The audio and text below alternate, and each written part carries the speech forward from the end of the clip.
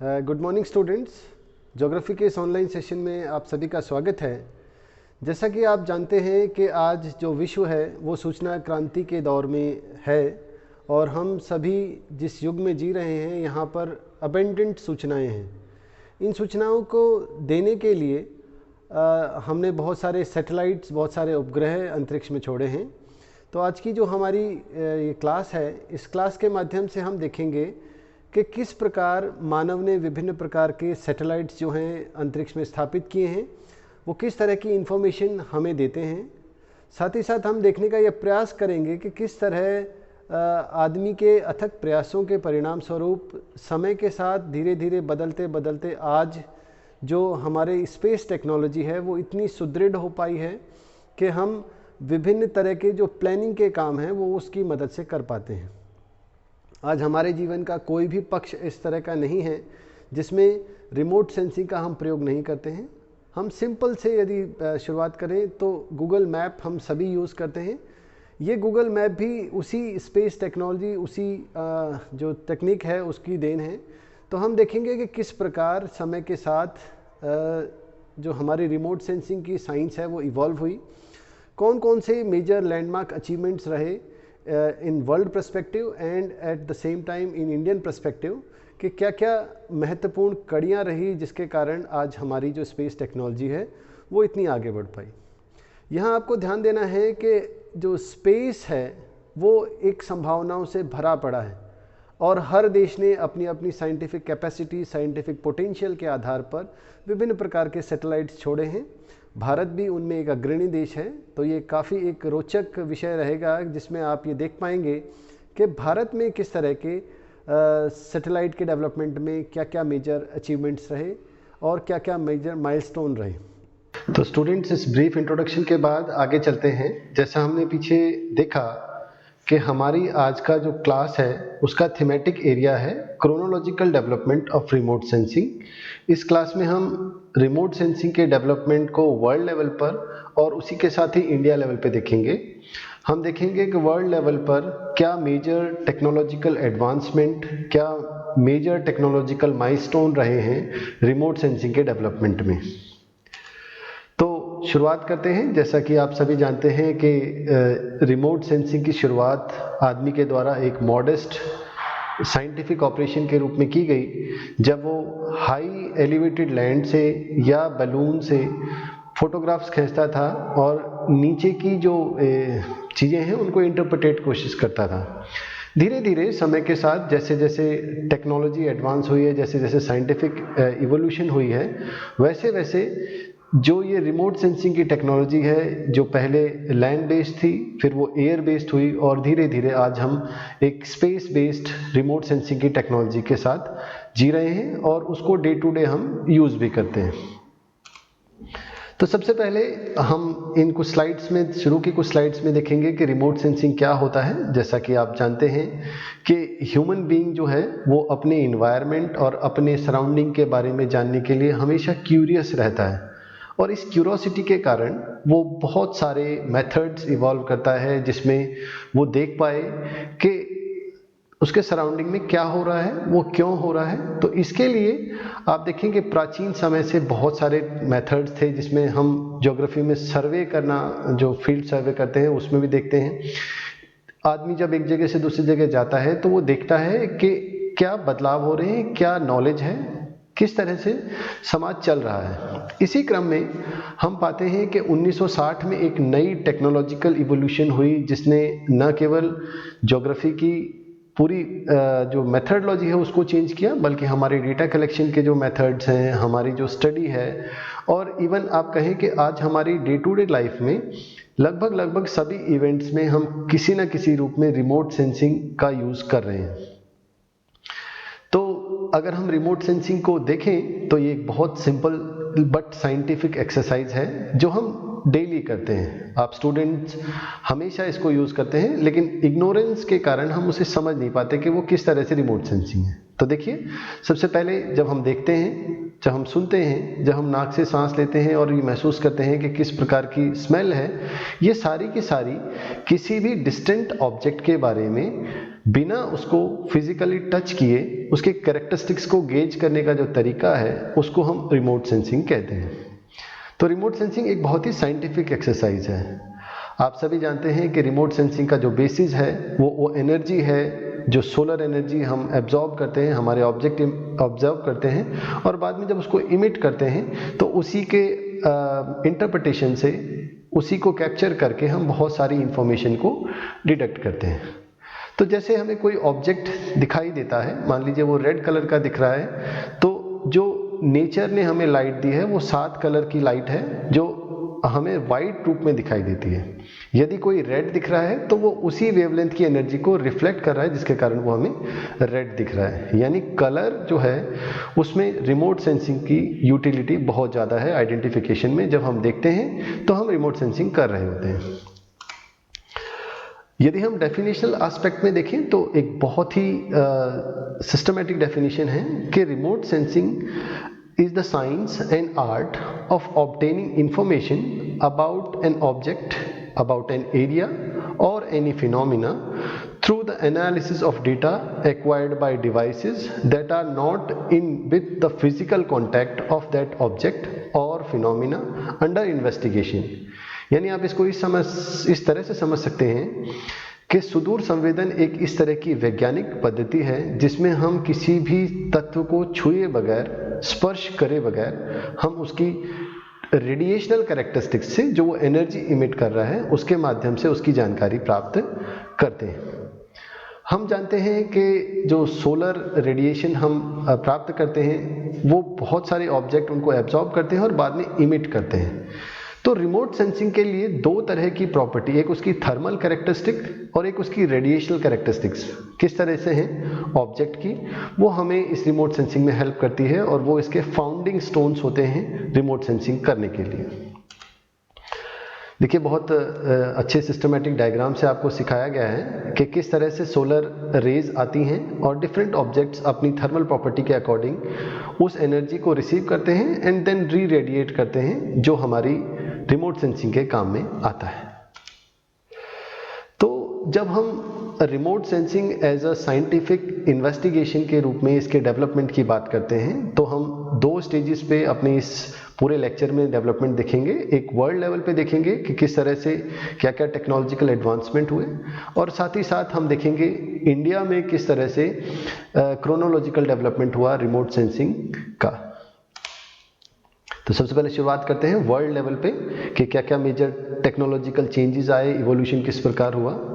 तो जैसा मैंने पीछे बताया कि एज अ मॉडेस्ट शुरुआत जो हुई 1960 में हुई। 1960 में आदमी ने इनिशियली फोटोग्राफ्स लेने शुरू किए। तो जो शुरुआती फोटोग्राफ्स थे वो एलिवेटेड लैंड से लेते थे जो ज़मीन से काफ़ी ऊंचा होता था और जिससे हम एक काफ़ी दूर तक विजन से फ़ोटो खींचते थे, जिससे कुछ प्रिलिमिनरी इंफॉर्मेशन एक छोटे एरिया के बारे में हमें मिल पाती थी। जाहिर सी बात है कि जो इनिशियल फोटोग्राफ्स थी वो वर्टिकल फोटोग्राफ्स नहीं थी, वो हाईली ओब्लिक थी, जिसके कारण जो इन्फॉर्मेशन थी वो उतनी एक्यूरेट, उतनी स्पष्ट नहीं होती थी जितनी आज होती है। लेकिन फिर भी एज अ इनिशियल डेवलपमेंट ऊंची हाइट वाली बिल्डिंग्स हैं, मीनार्स हैं, वहाँ से हम फोटो लेना शुरू करते थे। इसके बाद जैसे जैसे टेक्नोलॉजी बढ़ती वैसे वैसे नए नए बदलाव होते गए। इसमें सेकेंड वर्ल्ड वॉर के समय हमने लैंड बेस्ड जो ऑब्जर्वेशंस थी उनको छोड़कर एयर बेस्ड ऑब्जर्वेशंस करनी शुरू की।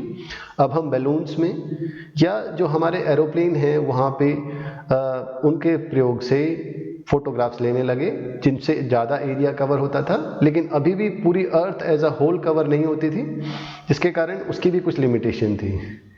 धीरे धीरे जैसे जैसे डेवलपमेंट होता गया, आज का युग हम यदि देखें तो एक इंफॉर्मेशन टेक्नोलॉजी, इंफॉर्मेशन रिवोल्यूशन का एज है, जब हमारी सारी की सारी इंफॉर्मेशन जो है स्पेस बेस्ड जो हमारे प्लेटफॉर्म्स हैं, जो सैटेलाइट्स हैं, वो डेराइव कर रहे हैं। और इसमें बहुत सारी ऑर्गेनाइजेशंस बहुत प्रोमिनेंट रोल प्ले कर रही हैं, जिसमें नासा आप सभी ने नाम सुना होगा, National Aeronautics and Space Administration world level पे। अगर हम इंडिया की बात करें तो Indian Space Research Organisation ISRO, और इसी तरह यूरोपियन यूनियन का जो स्पेस एजेंसी है वो, या चाइना में, रशिया में जो एजेंसीज हैं वो बहुत ही इंपॉर्टेंट रोल प्ले कर रही हैं। तो जो हमारा रिमोट सेंसिंग है इसका डेवलपमेंट किस तरह हुआ, इसको समझने से पहले आपको एक बात समझनी पड़ेगी कि रिमोट सेंसिंग का जो डेवलपमेंट है वो बहुत सारे इसके सब्सिडरी ब्रांचेस जो हैं, एलाइड फील्ड्स जो हैं, उनके डेवलपमेंट पे आधारित था।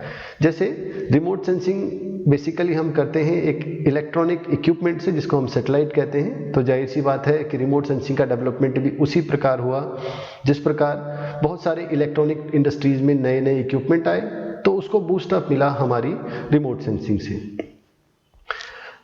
आज यदि हम देखें तो इलेक्ट्रॉनिक इक्विपमेंट्स साइज में छोटे होते जा रहे हैं और साथ ही साथ वो ज़्यादा एफिशिएंट होते जा रहे हैं। तो इसी प्रकार हमारी सैटेलाइट्स जो थी, इनिशियल सैटेलाइट्स वो बहुत बल्की थी, साइज़ उनका बहुत बड़ा था, और धीरे धीरे विकास के साथ होते होते उनका साइज़ छोटा होता गया, लेकिन उनकी इफ़िशियंसी, उनकी लाइफ पीरियड ज़्यादा होती गई। हम कह रहे हैं कि वो ज़्यादा एफिशिएंट हो पाई, यानी अब वो हर तरीके से ज़्यादा टेक्नोलॉजिकल एडवांसमेंट उनमें आई और वो साइज़ में छोटी हुई, लाइफ उनकी बढ़ी, जिसके कारण अब वो ज़्यादा यूटिलिटी की हो गई है ह्यूमन सर्विसेज के लिए। यहाँ एक बात और भी है कि रिमोट सेंसिंग का जो डेवलपमेंट है वो डायरेक्टली एसोसिएटेड रहा है with the development of camera and other senses।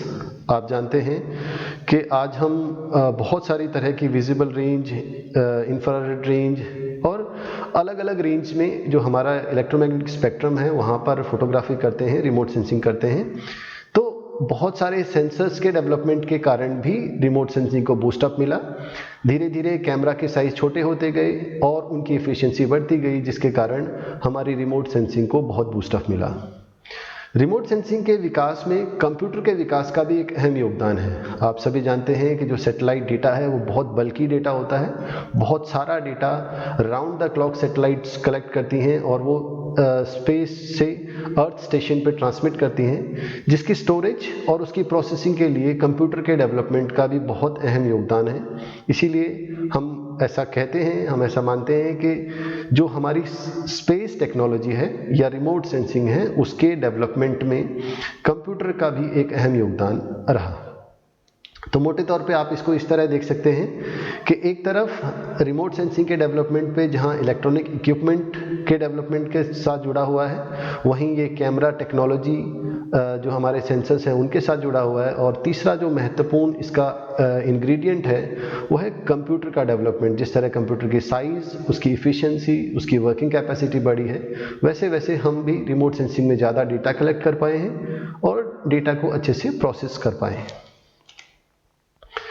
तो जिस तरह पहले हमारी जो टेक्नोलॉजी थी, आपने देखा कि हम हाई एलिवेटेड लैंड से फोटोग्राफी करते थे, धीरे धीरे वो पिजन्स पे आई।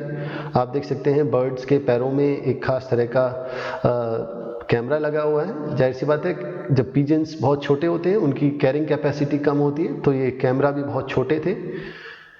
इसके बाद धीरे धीरे लोगों ने कोशिश की कि इनको काइट्स के साथ भी एक्सपेरिमेंट किए कि काइट्स के साथ हम, चूँकि काइट्स पिजन के कंपैरिजन में ज़्यादा भारी पेलोड ले जा सकती हैं, तो उनके ऊपर भी हमने इंस्ट्रूमेंट रख के कोशिश की कि हम अधिक से अधिक फोटोग्राफी कर पाएँ। जब हम रिमोट सेंसिंग के हिस्ट्री को देखते हैं तो हम इसको कई फेजेस में बांटते हैं। तो सबसे पहला फेजेस जो है डेवलपमेंट का, बहुत इनिशियल फेज था, जैसा मैंने पीछे बताया कि 1960 में पहली बार हमने रिमोट सेंसिंग करना शुरू किया। इनिशियली जब हम रिमोट सेंसिंग कहते थे तो बेसिकली हम एरियल फोटोग्राफी की तरफ हम इशारा कर रहे होते हैं, क्योंकि उस समय तक स्पेस टेक्नोलॉजी नहीं थी, एयर टेक्नोलॉजी भी नहीं थी, जिससे इनिशियल स्टेज में थी, जिसके कारण हमारा जो रिमोट सेंसिंग का काम था वो एरियल फोटोग्राफ्स के माध्यम से ही होता था। यहाँ पर क्योंकि कैमरा भी अभी उतना डेवलप नहीं हुआ था, साइज भी बहुत बड़े थे, तो ब्लैक एंड वाइट जो फोटोग्राफ थी वो चलन में थी और धीरे धीरे हम शिफ्ट कर रहे थे कलर की तरफ। लेकिन अभी इनिशियल स्टेज में हमारी जो फोटोग्राफी थी वो ब्लैक एंड वाइट पेनक्रोमेटिक टाइप की थी। सेकेंड स्टेज में जो 1960s से 1970s का दौर आया, धीरे धीरे क्योंकि साइमल्टेनियसली हमारे इलेक्ट्रॉनिक इक्विपमेंट भी सुधर रहे थे और हमारी कैमरा टेक्नोलॉजी भी सुधर रही थी, जिसके कारण हमने जो हमारे पिजन्स थे, जो हमारे इनिशियल जो हमारे पेलोड कैरियर थे, उनसे शिफ्ट होके हमने एरोप्लेन्स में अपनी जगह बनाई, हमने सैटेलाइट्स की तरफ जाना शुरू किया। और आप देखें कि अब जैसे जैसे सैटेलाइट्स आती गई वैसे वैसे हमारी अर्थ के वेरियस फिनोमिनास की जो ऑब्जेक्ट्स हैं उनको कैरी करने की, उनको नज़र रखने की जो हमारी कैपेसिटी है वो राउंड द क्लॉक हो गई। अब हम हर समय किसी न किसी ऑब्जेक्ट पे नज़र रखे हुए हैं, हमारी बहुत सारी सैटेलाइट्स आ गई। ये स्टेज था जिससे पहली बार बूस्टअप मिला। उसके बाद आता है 1970s टू 1980s का दौर। इस दौर में कंप्यूटर में काफ़ी विकास हुआ और साथ ही साथ इलेक्ट्रॉनिक जो फॉर्म है हमारे रिमोट सेंसिंग में वो आने लगे। हमारे डिजिटल इमेजेस जो थे वो आने लगे, एनालॉग को हमने छोड़ दिया, जिसके कारण अब हम कंप्यूटर के ऊपर भी अपनी इमेजेस को प्रोसेस कर सकते थे। और इससे न केवल स्पीड बढ़ी बल्कि हमारी डेटा इंटरप्रिटेशन की कैपेसिटी भी बढ़ी। अब हम कंप्यूटर की मदद से ज़्यादा इंटरप्रिटेट कर सकते हैं। बीच में ये स्टेजेस के एक बहुत इम्पॉर्टेंट चरण दिखाया जब सेकेंड वर्ल्ड वॉर के समय कंट्रीज़ खुफिया तौर पर दूसरे देशों पर नज़र रखने के लिए फाइटर्स का भी, एरोप्लेन्स का भी प्रयोग करते थे फोटोग्राफ्स लेने के लिए। तो इस तरह से ऊपर से इस तरह की इमेजेस आती थी जिनको जो हमारी आर्मी है उसके यूज़ के लिए विभिन्न कंट्रीज़ यूज़ करते थे। ये भी एक उसी का पिक्चर है जब इनिशियल स्टेज में हमारी रिमोट सेंसिंग थी। जब चौथे चरण की बात करते हैं तो चौथा चरण जो है वो एक और मेजर एडवांसमेंट लेके आया जब हमारे पास कैमरा के हायर वर्जन और सेंसर्स उपलब्ध हो पाए। आज हमारे पास इलेक्ट्रोमैग्नेटिक जो स्पेक्ट्रम है उसके बहुत सारी रेंजेस में हम फोटोग्राफी करते हैं, रिमोट सेंसिंग करते हैं, जिससे हमारे पास इंफॉर्मेशन की जो क्वांटिटी है और जो हमारी अंडरस्टैंडिंग है बहुत सारे फिनोमिना की वो काफ़ी इन्हेंस हो गई है। सेंसर्स इस जो चौथा चरण है उसका मूल आधार थे। धीरे धीरे आता है वर्ष 2000 के बाद का काल, जिस काल में आज हम हैं। यहाँ देखेंगे तो रिमोट सेंसिंग के जो एप्लीकेशन एस्पेक्ट है उसमें काफ़ी सुधार हुआ। आज सभी जगह सभी जो हमारे डे टू डे लाइफ के वर्क हैं, जो हमारी इवेंट्स हैं, उसमें रिमोट सेंसिंग इन्फ्यूज्ड है। आज रिमोट सेंसिंग एक डिसीजन सपोर्ट सिस्टम के रूप में इवॉल्व होकर आई, क्योंकि हमारे पास बहुत सारे डेटा हैं, बहुत सारे सेंसर्स हैं, जो रेडार हैं, जो सोनार हमारे पास इंफॉर्मेशन है, जो थर्मल स्कैनर्स जो हैं, वो क्रांतिकारी परिवर्तन ला रहे हैं रिमोट सेंसिंग की फील्ड में। तो इस तरह जो हमारे सैटेलाइट्स होते हैं राउंड द क्लॉक अर्थ को स्कैन करते हैं और बहुत सारी इंफॉर्मेशन अर्थ स्टेशन पे ट्रांसमिट करते हैं।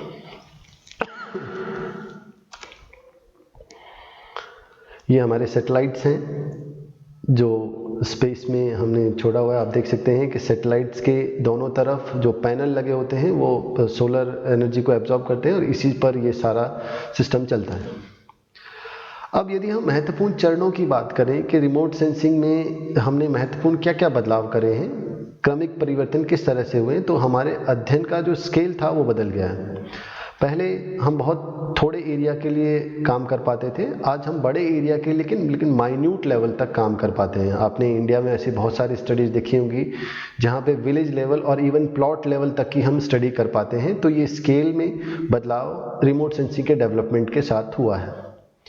हमारी रिमोट सेंसिंग में ना केवल हम ज़्यादा रिमोट सेंसिंग करने लगे हैं बल्कि साथ ही साथ हम उसकी क्वालिटी भी इन्हेंस कर पाए हैं। आज हमारे पास बहुत सारे स्कैनर्स हैं जो बहुत सारी तरह की इंफॉर्मेशन जो पहले विजिबल रेंज में अवेलेबल नहीं थी उसको भी डेराइव करके देते हैं।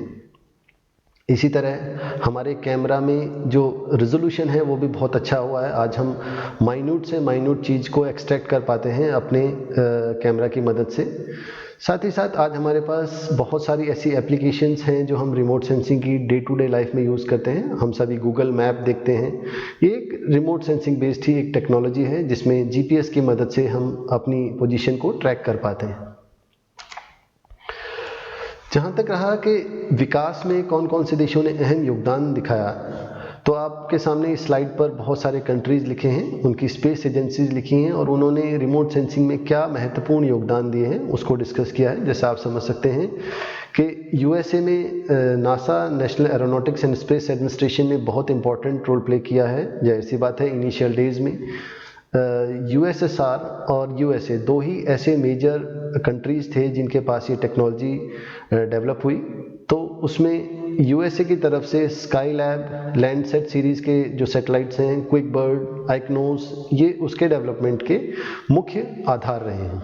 इसी तरह रशिया में, अगर रशिया में देखें तो स्पुतनिक जो है वो जो सैटेलाइट था वो एक पहला माइलस्टोन था ह्यूमन के लिए स्पेस में, तो वो भी एक डेवलपमेंट था। जहाँ तक इंडिया की बात है, इंडिया ने इसरो की मदद से INSAT series, PSLV technology, GSLV technology, Resourcesat, Chandrayaan और अब नेविगेशन के लिए भी बहुत सारे काम किए हैं जो वर्ल्ड में रिमोट सेंसिंग को प्रमोट करने के काम आते हैं। यदि हम देखें तो यूरोपियन यूनियन के यूरोपियन स्पेस एजेंसी द्वारा सेंटिनल डेटा और फ्रांस के स्पॉट का डेटा जो है वो बहुत काम आता है। हम सभी कहीं ना कहीं उसका यूज़ करते हैं रिसर्चेज में और पढ़ाने में। इसके अलावा चाइना में फैंगयान जो सीरीज़ की सैटेलाइट्स हैं वो बहुत इंपॉर्टेंट हैं। इसी तरह जापान की जेक्सा स्पेस एजेंसी ने भी बहुत सारे सैटेलाइट छोड़े हैं। तो कुल मिला के हम ऐसा कह सकते हैं कि हमारी जो प्रेजेंट डे डेवलपमेंट है रिमोट सेंसिंग में, उसमें इन कंट्रीज़ का एक मेजर रोल रहा है। कुछ सैटेलाइट्स आपके सामने हैं जो रिमोट सेंसिंग सैटेलाइट्स हैं। ये सन सिंक्रोनस सैटेलाइट्स हैं और आप देख सकते हैं कि बहुत सारी अलग अलग कंट्रीज़ की सैटेलाइट्स हैं। इसमें स्पुतनिक है जो यूएसएसआर द्वारा छोड़ी गई, या इंडिया की आईआरएस है जो इंडिया द्वारा छोड़ी गई। और रिमोट सेंसिंग में इनका एक बहुत ही महत्वपूर्ण योगदान है, उसकी एप्लीकेशन, उसकी यूटिलिटी और उसके एक्सपेंशन में। यहाँ तक हमारी जो प्रेजेंटेशन थी उसमें हमने वर्ल्ड लेवल पे किस तरह से ट्रांसफॉर्मेशन आया है रिमोट सेंसिंग में वो देखा। अब हम आगे देखेंगे कि इंडिया में क्या स्टेज रही, कैसे इंडिया की क्या पोजीशन है रिमोट सेंसिंग के कंटेक्स्ट में। तो इंडिया में रिमोट सेंसिंग जाहिर सी बात है वर्ल्ड के कंपैरिजन में लेट शुरुआत हुई। 1972 में हमारे यहाँ पे स्पेस कमीशन बना और स्पेस डिपार्टमेंट की इस्टेब्लिशमेंट हुई।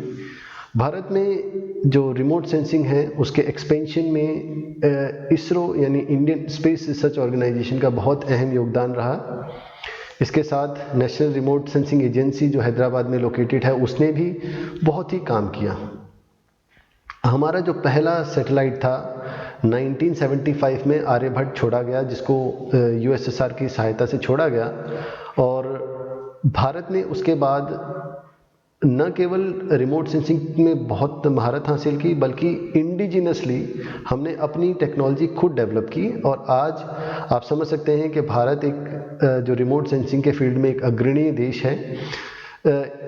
आप इसको इस बात से भी समझ सकते हैं कि 2017 में इसरो ने एक साथ 100 सैटेलाइट लॉन्च किए, जिसमें बहुत सारे नैनो सैटेलाइट्स थे। तो ये अपने आप में एक माइलस्टोन है कि वर्ल्ड के जो कंट्रीज़ हैं वो इंडिया पे भरोसा करती हैं कि इंडिया की टेक्नोलॉजी रिलायबल है, कॉस्ट इफेक्टिव है और इंडिया को पार्टनर बनाते हैं रिमोट सेंसिंग के डेवलपमेंट में। भारत में यदि हम रिमोट सेंसिंग की यूटिलिटी देखें और इसकी जो हम अचीवमेंट्स देखें तो बहुत सारी अचीवमेंट्स रहीं, जिसमें सबसे पहला था पीएसएलवी और जीएसएलवी टेक्नोलॉजी का जो हम विकास कर पाए। हम जानते हैं कि भारत दोनों तरह के हमारी जियो सिंक्रोनस और जो सन सिंक्रोनस सैटेलाइट्स हैं उनको छोड़ते हैं। तो पीएसएलवी लाइट जो हमारे पेलोड्स होते हैं उनको ले जाने में काम आती है। वहीं अभी पिछले साल कई ऐसे सैटेलाइट्स हमने छोड़े जिसको जीएसएलवी टेक्नोलॉजी के माध्यम से हम भारी और काफ़ी ऊंचाई तक स्टैब्लिश कर पाए, जियो स्टेशनरी ऑर्बिट में स्टैब्लिश कर पाए। हमने रिमोट सेंसिंग में जो हमारे कम्युनिकेशन है उसका भी डेवलपमेंट किया है और साथ ही साथ हमने रिमोट सेंसिंग की एप्लीकेशन पे भी बहुत काम किया है।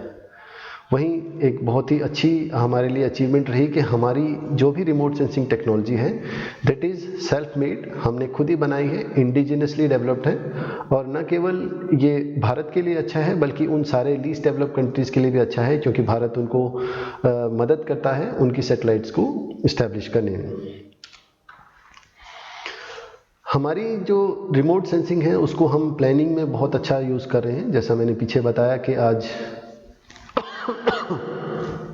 प्लानिंग के हर एस्पेक्ट में हम रिमोट सेंसिंग का यूज़ करते हैं।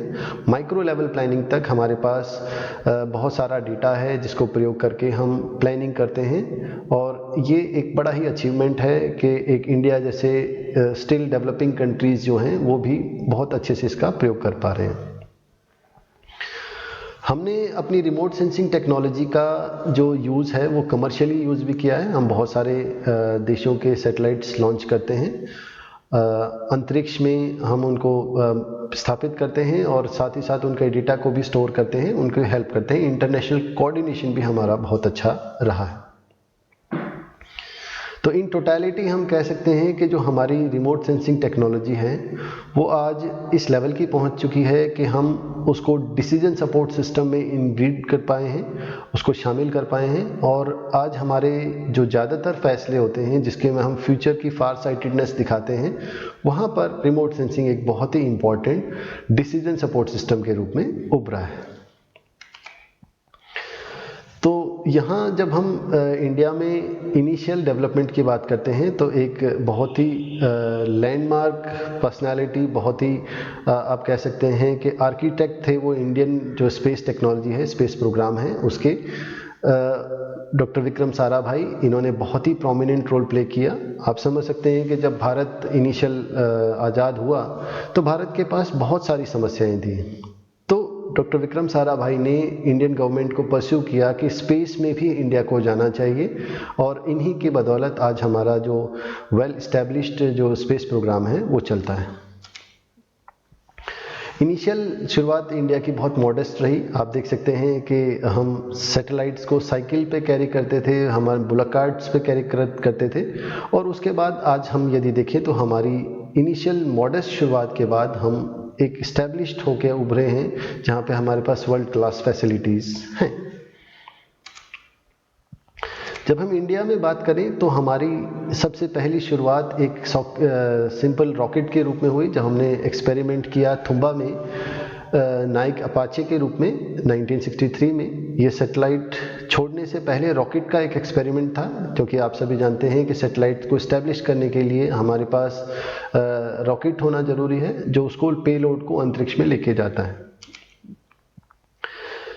ये इस तरह से हमारा पहला एक्सपेरिमेंट था। इसके बाद जैसे हमने पीछे डिस्कस किया कि 1975 में आर्यभट्ट हमने यूएसएसआर की मदद से स्पेस में इस्टेब्लिश किया। धीरे धीरे हमने और भी टेक्नोलॉजिकल इवोल्यूशंस की। 1979 में भास्कर 1 जो एक एक्सपेरिमेंटल हमारा सैटेलाइट था वो भी इंडिया ने बनाया और स्पेस में इस्टेब्लिश किया।